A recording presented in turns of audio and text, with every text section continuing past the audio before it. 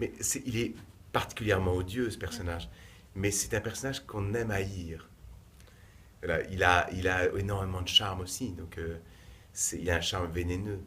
Il est passionnant, il est fascinant parce qu'il est. Déjà, il nous rend intelligents. Parce que j'ai l'impression, quand je joue, d'être intelligent. Le texte est tellement brillant. Enfin, ce que j'ai à dire c'est tellement brillant que. Il y a tellement de niveau de lecture. Parce qu'il y a aussi beaucoup de profondeur philosophique dans ce que dit Harry. Donc c'est bien que non, je me régale, c'est un bonheur. À jouer, c'est un bonheur. En plus, comme je suis également le metteur en scène du spectacle et l'adaptateur en fait de la version que vous venez de voir, c'est bien qu'en fait j'ai aussi un rôle d'observateur.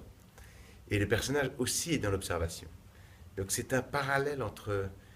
C'est pour moi une sorte de mise en abîme parce que je me retrouve à la fois le metteur en scène du spectacle, mais également le personnage est un peu le metteur en scène aussi de l'histoire. Donc c'est ça, c'est assez fascinant. Enfin, c'est intéressant parce que du coup, je regarde en fait ces personnages vivre devant moi, mais aussi comme des personnages que je mets en scène. Enfin, en tout cas, j'ai l'impression d'être un marionnettiste qui tire les ficelles. Enfin, du moins, en tout cas, pour ce qui concerne Dorian Gray. En fait, on fait appel à nous hein, tout le temps, hein, quel que soit le personnage que l'on joue. On va chercher en nous ce qui correspond en fait au personnage. Moi, il y a une part de ma personnalité qui est odieuse, certainement. Je qu'on a tous en soi un côté ange et un côté démon. Donc, on n'est pas des personnages, enfin, les êtres humains ont cette complexité passionnante. Justement, c'est ça qui fait le charme de l'être humain. C'est que c'est complexe. Nous, on maîtrise, on a appris à faire le tri, mais, mais je pense qu'il y a en nous beaucoup plus qu'on ne croit, en fait. Et quand on est acteur, on va puiser, en fait, des choses, même des choses de côté obscur de la force, on va dire. Et c'est ce que j'ai cherché, en fait, c'est ce que j'ai cherché dans le personnage de Harry. Donc il y a en moi une jubilation aussi à être odieux, oui. On aime de pouvoir l'être. Je pense que de pouvoir être odieux dans la vie, ça doit être passionnant. Lui, quand il le fait aussi avec autant de talent et autant d'intelligence, c'est passionnant. Enfin, c'est drôle, surtout il a beaucoup d'humour. Donc avec l'humour, tout passe. Et du coup, est-ce que le personnage d'Harry peut avoir une influence, en plus de celle qu'il a sur scène, Sur moi? sur le comédien dans la Ah vie? oui, oui, je pense. Moi, quand je joue, j'ai l'impression d'être Harry. Hein. Enfin, enfin, je fais pas de différence entre lui et moi.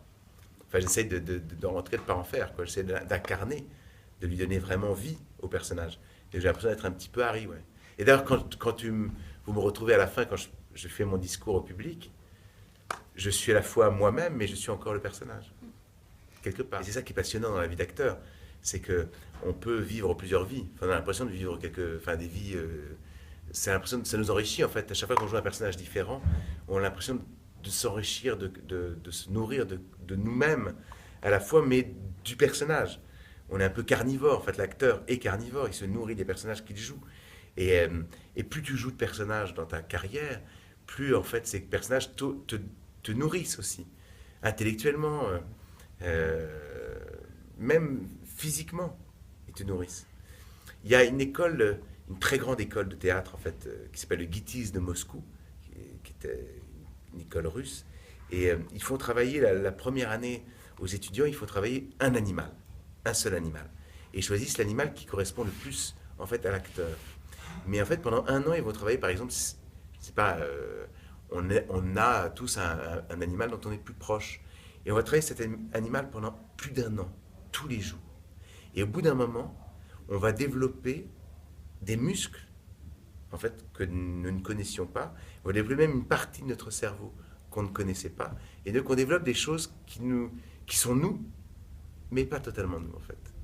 Et on finit par devenir une partie de cet animal. C'est passionnant. C'est un travail passionnant et ça marche. Ça marche vraiment. Et donc, je pense qu'à bout d'un moment, quand on joue quelqu'un qui jouerait par exemple une femme toute sa vie, il a bien sûr quelque chose il va développer de sa part féminine. On a tous une part masculine, une part féminine. Même une femme a une part masculine, plus ou moins développée en fonction de sa personnalité, ou de son enfance, de son éducation. Ben nous aussi, pareil. Si je jouais une femme, je développerais ma part féminine. Et c'est pareil pour le personnage de Harry comme pour tout autre personnage. Moi, j'ai lu ce roman adolescent et je suis convaincu, j'ai une passion pour Oscar Wilde, une vraie passion. C'est un grand esprit, un des plus grands esprits du 19e siècle, de la fin du 19e, qui malheureusement n'a pas eu le succès euh, mérité parce qu'il a fini sa vie d'une manière atroce. Il a fini en prison, il a fini... c'est pas tant la prison, c'est aussi le fait qu'il a été complètement humilié, oublié, détruit. Enfin, on a détruit tout ce qui pouvait le rappeler à lui. Euh, c'est seulement depuis très peu de temps en fait qu'on réhabilite Oscar Wilde. Encore jusque dans les années 50, 60, 70, il a fallu du temps pour qu'on accepte son génie. Donc, s'il n'avait pas été homosexuel, s'il n'avait pas été en fait condamné pour homosexualité, il aurait peut-être eu une autre carrière que celle qu'il a aujourd'hui. Et, et en plus, je suis persuadé en fait que c'était un grand auteur de théâtre. Je suis persuadé qu'il aurait adoré en faire une pièce de théâtre de ce roman, qui est l'un des romans les mieux dialogués que je connaisse. Et donc, je trouvais que c'était lui rendre justice et lui rendre hommage que d'en faire une pièce de théâtre aujourd'hui. Parce qu'il n'aurait pas pu l'écrire à l'époque. La censure, la morale de l'époque n'aurait pas permis de jouer une telle pièce. Donc, c'est lui rendre hommage que de la présenter aujourd'hui. J'ai essayé, c'est la 4e fois que j'adapte la pièce, enfin que j'adapte le roman, je veux dire. Et j'ai toujours été convaincu qu'on pouvait faire de ce roman un classique, enfin au théâtre en tout cas, de trouver en fait la façon de rendre juste l'histoire de Dorian au théâtre.